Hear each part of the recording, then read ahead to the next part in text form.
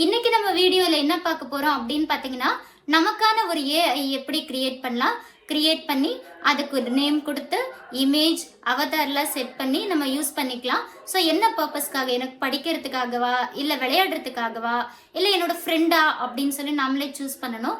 So இந்த update எதுல குடுத்துருக்காங்க அப்படின்னு பார்த்தீங்கன்னா, வாட்ஸ்அப்ல. இது எல்லாத்துக்குமே வந்திருக்கும்னு நினைக்கிறேன். இங்க பாருங்க.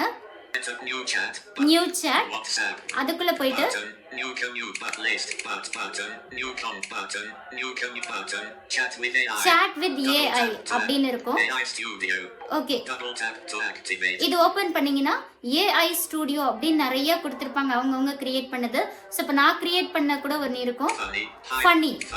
Hi Divya public. ஓகே, அது வந்து ஹாய் திவ்யா அப்படின்னு சொல்லுது. அது எப்படி அப்படின்னா நம்ம டிஸ்கிரிப்ஷன் கொடுக்கணும். என்ன அப்படின்னு பார்த்தீங்கன்னா, என்னோட ஏஐ வந்து எப்படி இருக்கணும்னு சொல்லிட்டு. ஸோ அதுக்கு நம்ம stop parent quick stop create an AI அப்படின்னு சொல்லிட்டு edit box showing English India QWERTY உங்களோட டாப் ரைட் கார்னர்ல இருக்கும். ஸோ அதில் போயிட்டு டிஸ்கிரிப்ஷன் கொடுக்கணும், உங்களுக்கு என்ன மாதிரி இருக்கணும்ன்ட்டு நேம் கொடுக்கணும். அதுக்கப்புறம் அதுக்கு ஒரு இமேஜ்.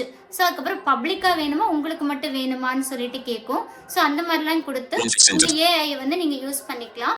ஸோ இது எப்படி யூஸ் பண்ணணும் அப்படின்னு தெரிஞ்சுக்கணும் அப்படின்னா, கனவுகள் மேம்படும் அப்படின்ற என்னோட சேனலை வாட்ச் பண்ணுங்க. தேங்க்யூ.